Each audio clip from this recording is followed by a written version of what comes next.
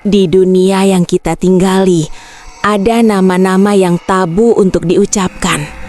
Bukan karena mitos, bukan karena larangan adab, tapi karena setiap suku kata dari nama itu membawa sesuatu yang tidak pernah benar-benar pergi. Malam ini, kamu akan mendengar sebuah cerita tentang seseorang yang hilang atau mungkin diambil setelah sebuah nama terlanjur dipanggil. Dan sejak kejadian itu, semua orang sepakat, jangan sebut namanya lagi. Tapi seperti yang kamu tahu, larangan justru membuat orang ingin melanggar. Dan malam ini, kamu akan tahu akibatnya. Sebelum mulai, jangan lupa untuk menekan tombol like dan subscribe. Ikuti cerita kami sampai akhir dan komen dari mana kota tempat sahabat menonton agar admin bisa tahu sejauh mana cerita kami telah sampai. Reta masih ingat hari pertama ia pindah ke kos itu. Bangunannya tidak terlalu tua, tapi punya suasana yang aneh. Seperti ada sesuatu yang ditahan oleh dinding-dindingnya. Lorongnya panjang, catnya kusam, dan setiap langkah terdengar bergema seolah ada orang lain berjalan bersamanya. Ia tidak pernah menyukai tempat yang terlalu sunyi, tapi harga kos itu murah. Terlalu murah sebenarnya. Itu saja sudah cukup menjadi tanda bahaya. Kamar Reta berada di ujung lantai 2, tepat sebelum sebuah pintu tua yang selalu dipasangi gembok. Pemilik kos mengatakan pintu itu tidak lagi dipakai. Alasannya tidak jelas, nadanya terdengar ragu, seakan ia sedang menyembunyikan sesuatu. Pokoknya jangan buka atau dekati pintu itu, katanya sambil memalingkan wajah. Reta mengiyakan, meski rasa penasaran langsung mencuat. Malam pertama berjalan normal, sampai ia mulai membereskan barang. Saat menggeser lemari kecil di dekat jendela, ia menemukan sebuah buku catatan lusuh terjepit di belakangnya. Sampulnya berwarna hitam legang, sobek-sobek, dan sebagian halamannya menonjol karena lembab. Tidak ada nama pemiliknya, tidak ada tulisan di sampul. Hanya sebuah noda besar yang warnanya seperti darah tua. Reta membuka buku itu perlahan. Di halaman pertama, terpampang sebuah nama, atau setidaknya pernah menjadi nama. Namun kini nama itu dicoret berulang-ulang, begitu keras hingga kertasnya sobek tipis. Di bawah coretan itu ada tulisan kecil dengan tinta yang berbeda. Jika kau membaca ini, jangan sebut namanya. Reta menelan ludah. Ia mencoba membaca coretan itu, tapi hanya bisa menebak-nebak huruf pertamanya, seperti huruf A atau mungkin E. Sisanya hampir tidak terbaca. Beberapa jam kemudian, teman-teman kosnya datang berkenalan. Ada Lala, Niken, dan Diko, yang paling cerewet dan paling suka menantang-nantang orang. Saat Reta menceritakan soal buku misterius itu, reaksi mereka jauh dari serius. "Ah, paling cerita penghuni lama yang halu," kata Diko sambil tertawa. "Namanya siapa? Coba baca lagi," tambahnya sambil menyambar buku itu dari tangan Reta. Reta mencoba mencegah, tapi Diko sudah membuka halaman pertama. Ia menyipitkan mata, mendekatkan buku ke lampu, dan berkata, "Loh, ini masih bisa dibaca, Pok. Lihat, ini kayaknya..." "Jangan!" Reta spontan menahan tangannya, tapi terlambat. Diko menyebutkan nama samar itu, nama yang hampir hancur oleh coretan, nama yang seharusnya dibiarkan terkubur. Begitu nama itu keluar dari mulutnya, udara di kamar tiba-tiba berubah dingin, lampu berkedip sebentar. Lala dan Niken saling pandang. Awalnya masih mengira itu kebetulan, tapi Reta merasakan sesuatu berbeda. Sebuah tekanan di dadanya, seperti ada yang ikut menghirup udara di ruangan itu bersamanya. Malam pun tiba, teman-temannya pulang ke kamar masing-masing. Reta mencoba tidak memikirkan kejadian tadi, namun pikiran itu terus menghantuinya. Ia berbaring, menutup mata, tapi entah mengapa ia merasa tidak sendirian. Hampir pukul 12 malam ketika suara itu terdengar. Tok, tok, tok. Reta membuka mata. Sumber suara itu bukan dari pintu depan, bukan dari jendela, bukan pula dari kamar mandi.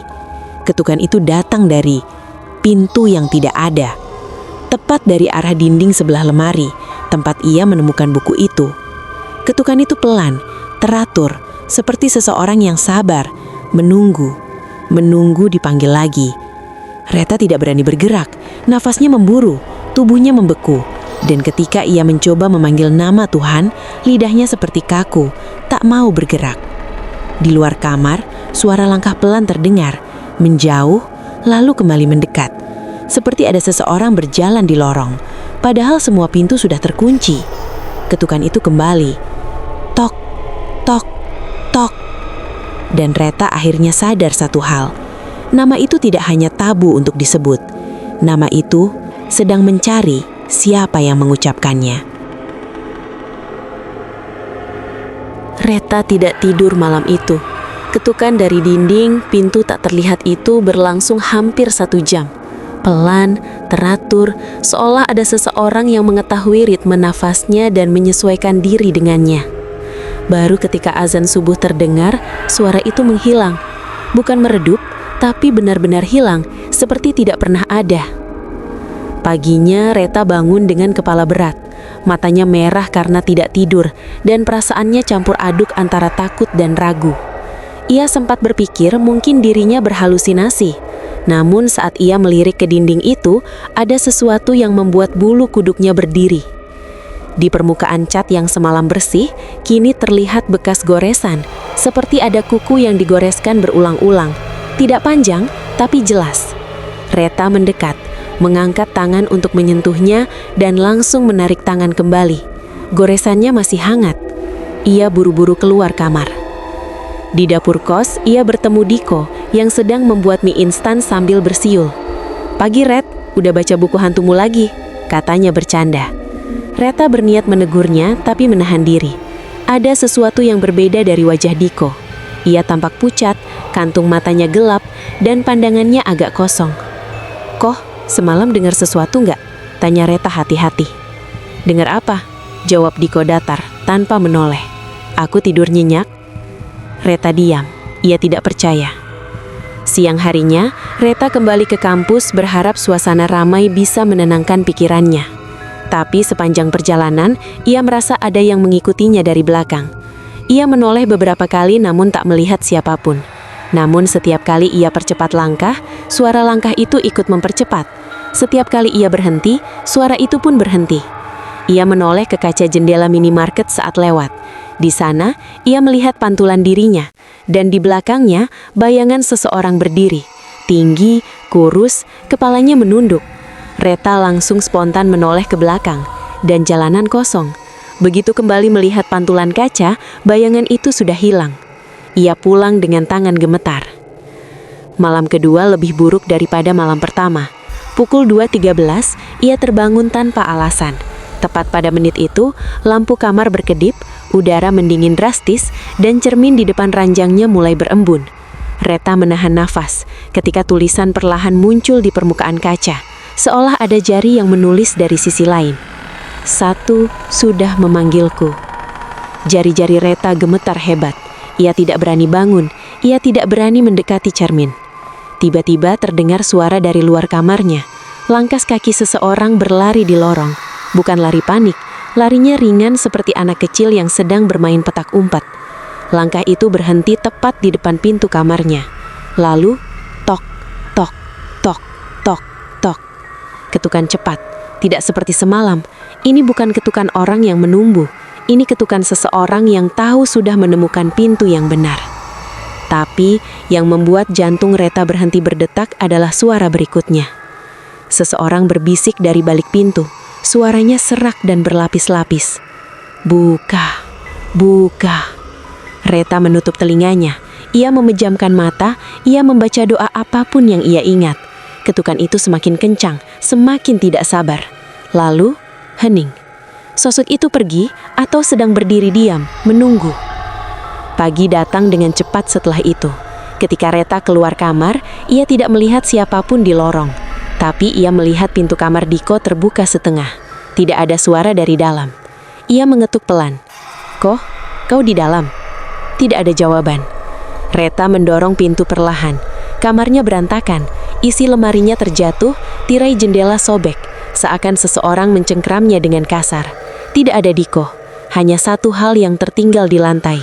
Handphone Diko, layarnya pecah, dan di layarnya terdapat rekaman terakhir yang terbuka otomatis. Reta menekan tombol play. Di layar terlihat rekaman gelap, hanya suara saja. Ada nafas berat, ada suara langkah, lalu ada suara Diko berbisik ketakutan. Aku lihat dia. Dia datang setelah aku sebut namanya. Rekaman itu terputus, dan setelah itu tidak ada seorang pun yang melihat Diko lagi. Kehilangan Diko membuat suasana kos berubah muram. 2 hari setelah hilangnya Diko, pemilik kos mengumumkan bahwa ia sedang pulang kampung mendadak. Tapi Reta tahu itu bohong. Tidak ada orang pulang kampung tanpa membawa dompet, kartu identitas, dan handphone. Terlebih lagi, rekaman terakhir di ponsel Diko yang kini disimpan Reta menjadi bukti bahwa sesuatu telah terjadi padanya. Reta mulai merasa diawasi, bukan hanya pada malam hari, tapi juga siang. Setiap kali ia berjalan melewati lorong lantai 2, ia merasakan seolah ada mata yang mengikuti dari balik pintu-pintu tertutup. Lampu lorong sering berkedip, bahkan mati total untuk beberapa detik. Setiap lampu menyala kembali, Reta selalu berharap tidak melihat sosok tinggi kurus itu berdiri di ujung lorong. Tapi harapan tidak selalu sejalan dengan kenyataan. Sore itu, saat ia hendak pergi membeli makan, Reta melihat sesuatu di ujung lorong. Sebuah bayangan kecil, seperti anak kecil yang sedang berjongkok. Ia membeku. Bayangan itu menghadap ke bawah, wajahnya tidak terlihat. Reta memandang tanpa bernafas. Tiba-tiba bayangan itu bergerak, pelan, teratur. Kepala kecil itu menengok ke arah Reta. Namun ketika lampu lorong berkedip sekali, bayangan itu hilang, kosong. Ujung lorong kembali seperti biasa. Reta langsung masuk ke kamarnya dan menutup pintu rapat-rapat. Malam itu, ia terbangun lagi pukul 2:13. Jam sial itu. Cermin di hadapannya kembali berembun. Kali ini tulisannya berbeda. 2 sudah melihatku. Reta merasa dadanya sesak. Siapa 2? Diko dan dirinya? Atau Lala dan Niken yang ikut membaca buku itu? Ia mengambil buku lusuh itu dari bawah kasurnya. Ia membukanya, berniat mencari jawaban. Namun sesuatu membuatnya merinding. Halaman yang semula kosong kini berisi tulisan baru, tulisan yang tidak pernah ada sebelumnya. Tulisan itu goresan cepat, seperti ditulis dengan tangan yang gemetar atau terburu-buru. Dia melihatmu saat kau menyebut namanya. Dia mengikutimu setelah kau membaca buku ini. Dia memanggilmu saat kau mendengarnya. Di bawahnya ada satu kalimat yang membuat darah Reta terasa membeku. Jika kau mendengar langkahnya, jangan menoleh. Saat Reta membaca kalimat itu, tepat saat itu juga ia mendengar sesuatu. Suara langkah di dalam kamarnya. Pelan, teratur, mendekat. Langkah itu terdengar dari belakangnya. Reta terpaku, tangannya gemetar. Ia tidak berani menoleh. Ia ingat betul tulisan itu, jangan menoleh. Namun langkah itu tidak berhenti. Mendekat, mendekat, sampai terdengar tepat di belakang lehernya. Seolah ada seseorang berdiri di balik kursinya. Nafas dingin menyentuh kulitnya. Reta memejamkan mata. Ia merapatkan bibir, menahan teriakan. Langkah itu berhenti. Suara lain muncul, bisikan rendah, seperti banyak suara berlapis menjadi satu. Kau membaca namanya. Reta menutup telinganya, tapi bisikan itu menembus kepalanya. Kau menyerahkan dirimu saat kau membaca namanya. Lalu tiba-tiba suara itu berhenti. Reta berlari ke pintu dan keluar kamar sambil menangis. Ia mengetuk kamar Lala dan Niken. Mereka keluar dengan wajah panik. Ada apa, Ret? Kamu kenapa? Tanya Niken. Reta tak bisa menjelaskan dengan jelas.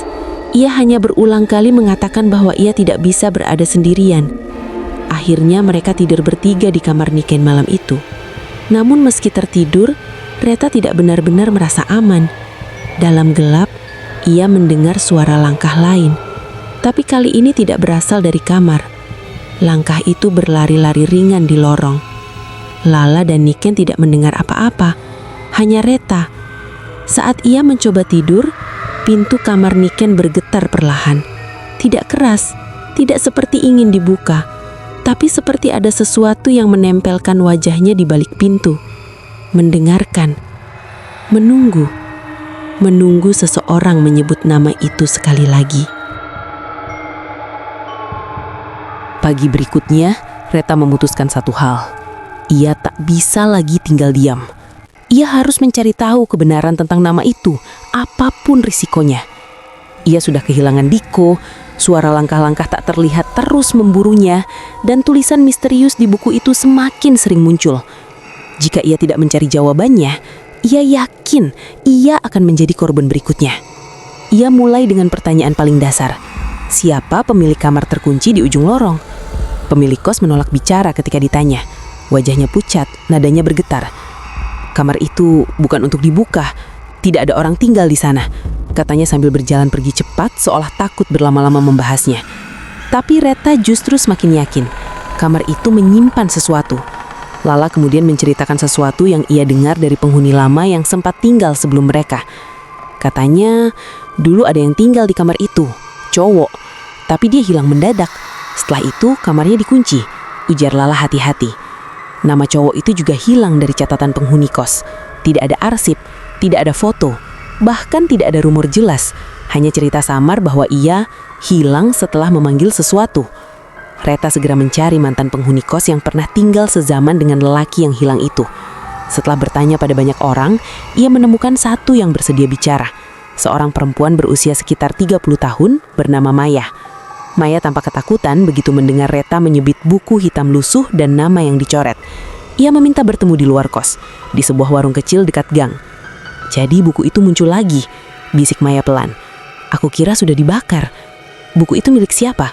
Tanya Reta. Maya meremas jemarinya, matanya tak berani menatap langsung. Itu milik seorang penghuni bernama... aku tidak boleh menyebut namanya. Semua orang dilarang. Dia menghilang karena permainan konyol. Apa maksudmu permainan? Nanda Reta mencondongkan tubuh. Permainan pemanggilan, jawab Maya lirih. Mereka iseng, mereka memanggil nama seseorang yang sudah lama mati. Tapi entitas yang datang bukan orang yang mereka panggil. Sesuatu yang lain datang. Sesuatu yang memakai nama itu sebagai pintu. Reta menahan napas. Pintu, kata itu menggema di pikirannya. Dinding kamar, goresan kuku, ketukan. Setelah itu, lanjut Maya, si penghuni kamar itu mulai mendengar langkah-langkah. Setiap malam pukul 2:13. Awalnya hanya suara, lalu bayangan, lalu dia mulai terlihat dari sudut mata. Orang itu makin kurus, makin pucat. Sampai suatu malam, dia hilang. Kamar terkunci dari dalam, tapi dia tidak ada di dalam. Reta menelan ludah. Nama itu, apakah jika disebut akan memanggilnya? Maya mengangguk balahan. Sekali disebut, dia tahu siapa yang memanggilnya. 2 kali, dia tahu di mana kamu berada. 3 kali, dia bisa menyentuhmu. Reta membeku. Maya bertanya perlahan, berapa kali kamu menyebutnya? Reta menatap meja. Aku tidak menyebutnya, tapi temanku, iya, dia hilang. Maya langsung berdiri dengan panik. Kalau begitu kau dalam bahaya. Kamu yang membaca buku itu. Dia melihatmu. Saat itulah sesuatu terjadi. Di kaca jendela warung, Reta melihat pantulan dirinya. Tapi bukan hanya dirinya. Di belakangnya terlihat sosok tinggi kurus. Tubuhnya seperti tertekuk, kepala miring ke sisi kiri, dan wajahnya tidak jelas. Seperti kabur, seperti sedang berputar. Reta spontan menoleh. Tidak ada siapapun. Tapi pantulan itu masih ada. Lebih dekat. Maya berdiri gemetar. Dia sudah menempel padamu. Malam itu, Reta pulang ke kos dengan tubuh lemas. Setiap langkah terasa berat seolah ada bayangan yang mengikuti sangat dekat. Lorong kos gelap, lampunya berkedip tanpa henti. Saat ia membuka pintu kamar, ada seseorang yang berbisik tepat di belakang telinganya. Suara itu serak, basah, dan tidak manusiawi. Bisikan namaku lagi. Reta menjatuhkan tas dan menutup telinganya. Tapi suara itu tidak berhenti. Bisikan itu kini datang dari cermin, dari bawah ranjang, dari balik lemari, dari segala arah. Malam itu ia menyadari, ia bukan lagi sekedar target, ia sudah menjadi panggilan berikutnya.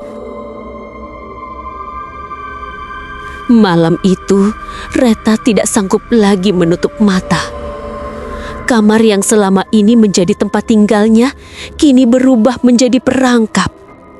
Setiap sudut berdengung dengan bisikan yang tak henti-henti, seolah sosok itu telah memenuhi ruangan. Butiran udara dingin menusuk tulangnya. Lampu berkedip bagaikan napas ketakutan yang tertahan. Dan bayangan Reta di cermin tampak tidak bergerak mengikuti dirinya. Ia tahu satu hal, ia harus mengakhiri ini. Ia menggenggam buku hitam lusuh itu. Sampulnya kini terasa lebih dingin daripada sebelumnya. Saat ia membuka halamannya, isi buku berubah lagi.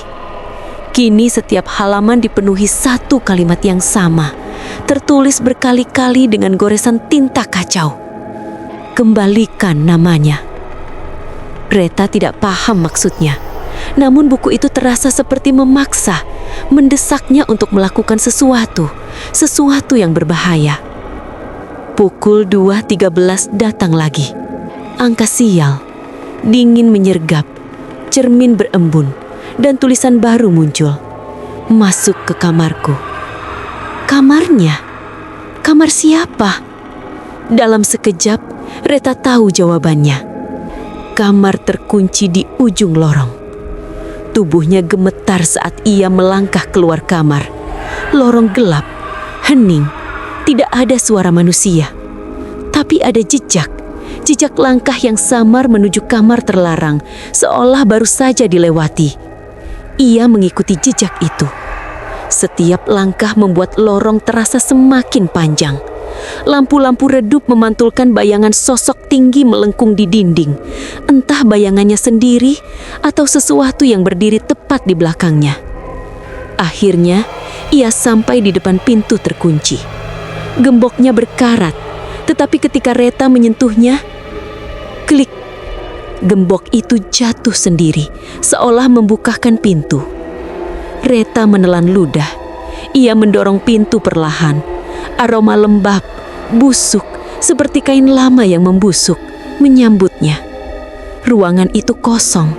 Tidak ada kasur, tidak ada lampu. Hanya dinding yang dipenuhi goresan. Goresannya sama seperti yang muncul di dinding kamarnya, tapi lebih banyak. Ribuan garis tipis yang mengarah ke satu titik di tengah ruangan. Di sana, ia melihat sesuatu. Sebuah bayangan berdiri memunggungi Reta. Tubuhnya kurus, kepalanya bergoyang pelan ke kiri dan ke kanan, seolah mendengarkan sesuatu yang tidak terdengar manusia. Bayangan itu perlahan menoleh. Tidak ada wajah, hanya cekungan gelap seperti kain berlubang. Namun dari dalam kegelapan itu, sebuah suara muncul. Suara yang terdengar seperti banyak orang berbicara serentak. Namaku, kembalikan. Reta mundur setengah langkah. Tangannya gemetar memegang buku hitam itu. Apa yang kau mau? Suaranya pecah. Bayangan itu bergerak mendekat pelan. Kaki tidak menyentuh lantai. Tubuhnya melayang seperti diseret. Namaku hilang. Setelah mereka memanggilku. Sebut lagi. Reta menggeleng keras. Tidak, aku tidak mau. Bayangan itu berhenti, lalu melengkungkan kepala ke arah buku yang ia pegang. Reta menatap buku itu. Di halaman terakhir, tiba-tiba muncul nama. Nama yang sebelumnya tercoret-coret, kini ditulis jelas dengan tinta merah gelap. Nama itu menunggu untuk diucapkan. Dan Reta sadar, jika ia menyebut nama itu, ia akan memanggil sosok itu sepenuhnya dan menjadi korban berikutnya. Namun, di bawah nama itu muncul satu baris baru. Jika ingin bebas, gantikan namanya. Reta tertegun. Ia memahami maksudnya. Sosok itu bisa berhenti mengejarnya jika ia memberikan nama lain sebagai pengganti. Nama orang lain. Seseorang yang akan menjadi target baru. Reta merasa dunia berhenti berputar. Bayangan itu mendekat lagi. Bisikannya memenuhi ruangan. Sebut nama. Reta memejamkan mata. Air matanya jatuh. Ia tahu memilih namanya sendiri berarti menyerahkan hidupnya, tapi memilih nama orang lain berarti mengorbankan nyawa orang lain. Dalam detik terakhir, Reta memaksa diri untuk menarik nafas panjang. Lalu ia berbicara. Namun bukan nama yang tertera di buku, bukan nama siapapun yang ia kenal.